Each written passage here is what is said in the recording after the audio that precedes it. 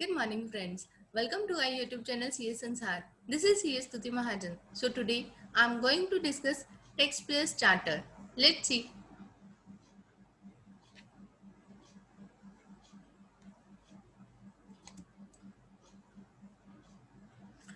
Taxpayers Charter. Transparent taxation honoring the honest.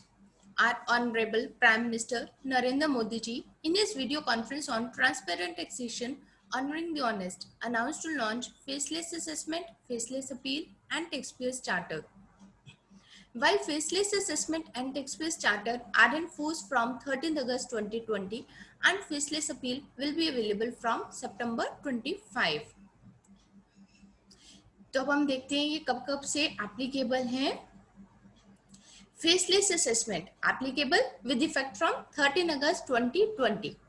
Taxpayers Charter, this is also applicable with effect from 13 August 2020. And faceless appeal, this will be applicable with effect from 25th September 2020. तो मैंने जो last अपनी video भेजी थी उसके अंदर मैंने तीनों को डिस्कस किया था, faceless assessment, taxpayers charter and faceless appeal. So इस वीडियो के अंदर हम डिस्कस करेंगे टैक्सपेयर्स चार्टर को डिटेल में. Let's discuss taxpayers charter. What is this taxpayers charter? क्या है ये taxpayers charter? The taxpayer charter explains what you can expect from us and what is expected from you. assessee department से क्या expect कर सकता है और डिपार्टमेंट assessee से क्या एक्सपेक्ट करता है. The aim of the charter is that of nurturing the relationship between the revenue departments and the community that they serve. So taxpayers charter के अंदर 14 rights दिए गए हैं. तो अब हम इन rights को डिटेल में चेक कर लेते हैं. पहले you have the right to be treated with fairness and impartiality, right to be treated as honest and tax compliant, right for certainty, right for assistance and information from the tax departments, right to pay no more than the correct amount of tax, right not to be subject to retrospective taxation, right to minimize compliance cost, right to be advised and represented by any person on taxation matters, right to appeal, right to privacy and confidentiality of information we hold about you, right to know what information we hold about you, right for the licit arrangement of your tax affairs that minimize the tax liability, right to request a payment plan, right to complain about a service. So in rights को अब हम one by one detail में study करते हैं. First right to be treated with fairness and impartiality. So ये right हमें क्या बोलता है? Treat with courtesy, integrity and honesty, act impartial and professional, make fair and equitable decisions. तो ये right हमें क्या कहते हैं कि डिपार्टमेंट हमारे साथ impartial और प्रोफेशनल वे में डील करे ताकि असेसी के जो है वो फेयर एंड इक्विटेबल डिसीजंस जो है वो हो पाए. Right to be treated as honest and tax compliant. Second right. We know that the great majority of people act honestly. We presume that unless there is evidence to the contrary, you are telling us the truth. The information you provide is complete and accurate. You pay the tax you owe and you claim only what you are entitled to. तो second right हमें क्या कहता है कि जो assessee है उसका right है to be treated as honest and tax compliant. और डिपार्टमेंट क्या करेगा, जूम करेगा कि असेसी ने जो भी हमें इंफॉर्मेशन दी है वो ट्रू एंड कंप्लीट दी है और जो इंटाइटलमेंट्स उसकी बनती है वही उसने क्लेम की है and he is paying the tax जो उसका बनता है. Third right for certainty. Under normal circumstances, we will strive to provide you with information about the tax implications of your actions, let you know as soon as possible about the conduct of an inquiry or an investigation, or for the production of documents and further information, and arrange for a suitable time and place for the interview related to the inquiry or investigation and allow you time to prepare your records. तो third right है right for certainty. Right for certainty हमें क्या कहता है कि in case अगर कोई SSC की इंक्वायरी या उसकी कोई इन्वेस्टिगेशन होती है तो उसको एक प्रॉपर टाइम दिया जाए कि उसको इन्फॉर्म किया जाए कि उसकी इंक्वायरी है, इन्वेस्टिगेशन है और उसको क्या क्या डॉक्यूमेंट्स देने हैं और वो डॉक्यूमेंट्स प्रिपेयर करने के लिए उसको एक सूटेबल टाइम प्रोवाइड किया जाए. Fourth right for assistance and information from the tax departments. तो फोर्थ राइट क्या कहता है अब हम देखते हैं.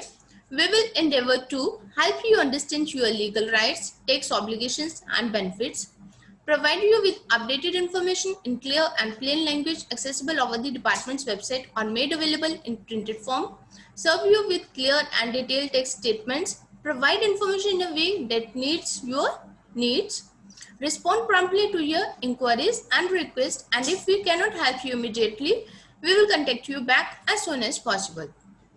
तो फोर्थ राइट है हमारा right for assistance and information from the tax departments. तो ये क्या कहते हैं कि अगर हमें डिपार्टमेंट से कोई भी इन्फॉर्मेशन चाहिए तो डिपार्टमेंट हमारी हेल्प करे और हमें वो इन्फॉर्मेशन प्रोवाइड करे। तो उसके लिए ई फाइलिंग की जो वेबसाइट है वहां से भी हमें इन्फॉर्मेशन मिल जाएगी, और इनकेस अगर हमें कोई इन्फॉर्मेशन वहां से नहीं मिलती है, कोई हमें डिपार्टमेंट से चाहिए, तो हम उनको भी राइटिंग में दे सकते हैं कि ये इन्फॉर्मेशन हमें चाहिए, तो वो हमें कंटेक्ट करें। Fifth right to be no more than the correct amount of tax। तो ये राइट हमें क्या कहते हैं, we will act with integrity in all our dealings with you so that only the tax legally due is paid, all deductions, credits and other entitlements are properly allowed। तो ये right हमें क्या कहते हैं कि जो हमारी डिडक्शंस बनती है, क्रेडिट्स हैं, एंटाइटलमेंट्स हैं, वो हमें अलोक किए जाएं ताकि जो करेक्ट अमाउंट ऑफ टैक्स बनता है वही हम पे करें, उससे ज्यादा हम पे नहीं करें। Sixth right not to be subject to retrospective taxation। Tax laws change from time to time. As a general principle, such changes will only apply to income arising, gains realized, goods or services supplied, or transactions and events occurring after the change of legislation. You will not to be subject to retrospective taxation whenever there is a change in tax legislation। तो time to time जो taxes में changes आती हैं, जिसके अंदर हमारा क्या right क्या है कि जो भी टैक्सेशन के अंदर चेंजेस आती हैं वो आगे से एप्लीकेबल होगा, ना कि बैक डेट से एप्लीकेबल होगा।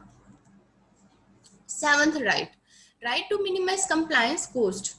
तो ये एसएससी का राइट है कि उसकी कंप्लायंस कॉस्ट जो है वो कम से कम हो। तो उसके लिए डिपार्टमेंट क्या कर रहा है, टाइम टू टाइम जैसे वो सेमिनार्स वेबिनार्स ऑर्गेनाइज करते हैं, उसको इन्फॉर्म करने के लिए, अवेयर करने के लिए, so easier to understand, to provide services that are useful to you, making it cheaper to meet the obligations, consultation on new initiatives, assessing feedback। Eighth right to be advised and represented by any person on taxation matters।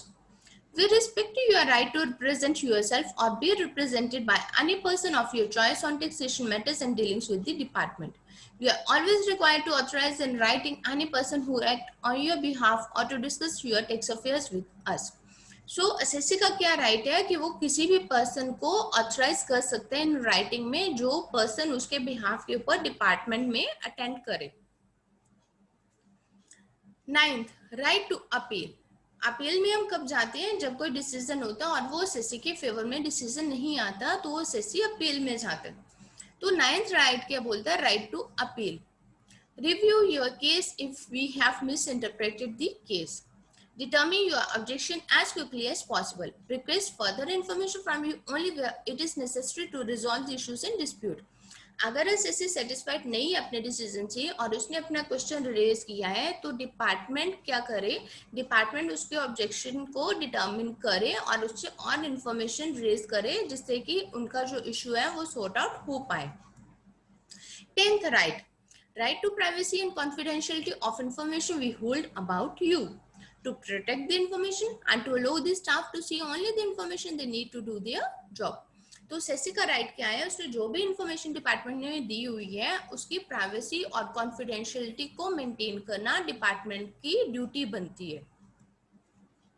11th right to know what information we hold about you। You have the right to access information that we hold about you through a written request addressed to the data controller। We will normally allow you access to the information unless it is sensitive or legally protected, is exempted under the law, is provided to us in confidence, would prejudice an inquiry। तो 11th right SSC का क्या है, right to know what information we hold about you, means कि department के पास हमारी कौन सी information है उसको पता होना चाहिए कि डिपार्टमेंट के अंदर कौन कौन सी इन्फॉर्मेशन है अपनी। 12th right for the licit arrangement of your tax affairs that minimize the tax liability।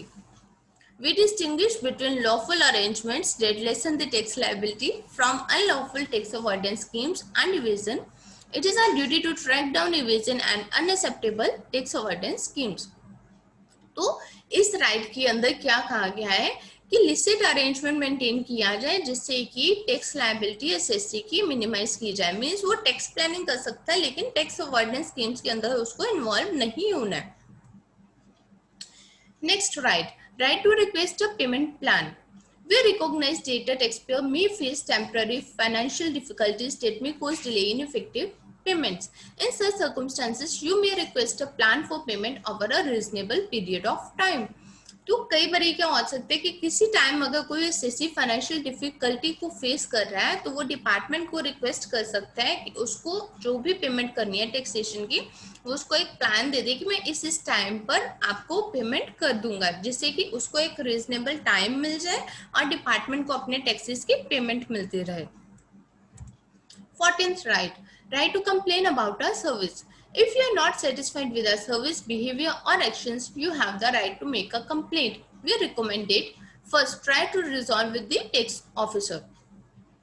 अगर आप डिपार्टमेंट की सर्विसेज से खुश नहीं हो, वो सर्व नहीं कर दे, तो आप उसकी कंप्लेंट कर सकते हो। ये एसएससी के पास राइट है। तो सबसे पहले एसएससी किसके साथ, जो फर्स्ट कांटेक्ट पर्सन है, जो टैक्स ऑफिसर, पहले तो उसी के साथ ट्राई करे रिजॉल्व करने की। If not satisfied then with the tax officer's manager, तो उसके हायर लेवल के ऊपर जाए। If still not satisfied then raise the problem with the assistant director ministry of finance. तो अगर सेटिस्फाई नहीं होता देन वो मिनिस्ट्री ऑफ फाइनेंस के अंदर अपनी प्रॉब्लम लेकर जाए।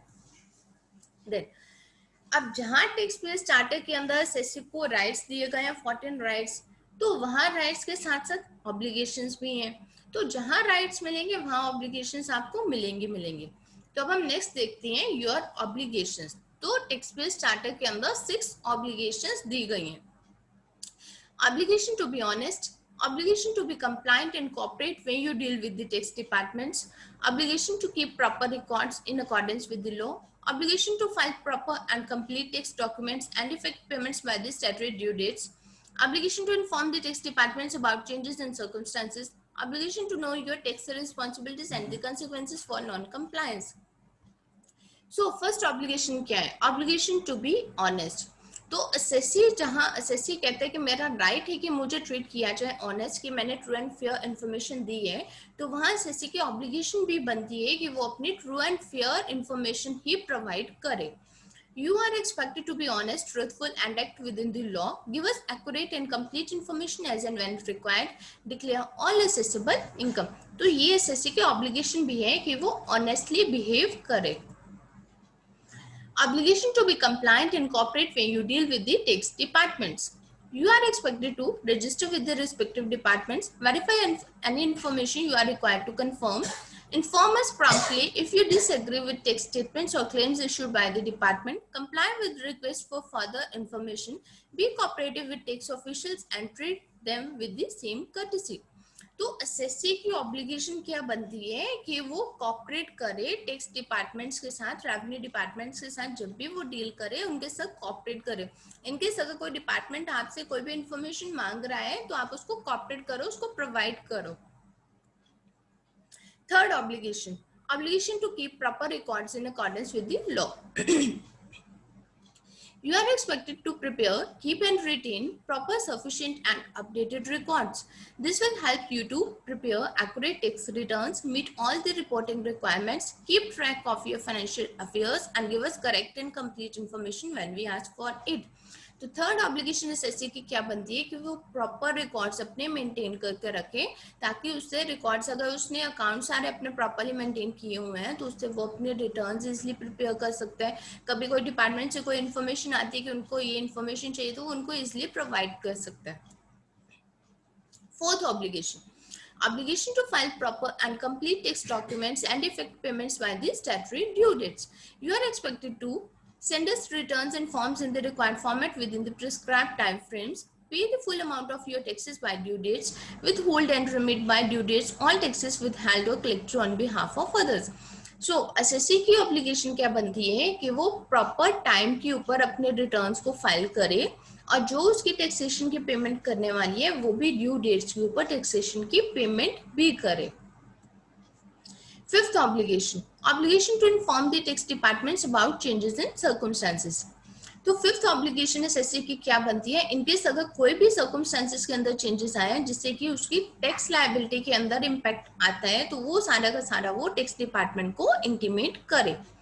You are expected to notify immediately any changes in your personal and business circumstances that affect the way your taxes and entitlements are determined. Such changes include tax residency, personal and business addresses, marital status, change in business activity, and any other circumstances that affect your taxability. तो उन changes के बारे में as early as possible tax department को SSC को intimate करना है. Sixth obligation. Obligation to know your tax responsibilities and the consequences for non-compliance. तो एसएससी को पता होना चाहिए कि उसका कितना टैक्स बन रहा है, कैसे कैसे उसको पे करना है, कौन कौन सी डेट के ऊपर उसको पे करना है, और इनकेस अगर वो उसको पे नहीं करता या अपने रिटर्न्स फाइल नहीं करता तो उसके क्या consequences रहेंगे. You are expected to be aware of your tax obligations and consequences for non-compliance and know your personal responsibility for all the information that is communicated by you or on your behalf. तो इन सब के लिए SSC को responsible रहना है, उसको aware रहना है. Ease of compliance for taxes. Taxes were never so easy.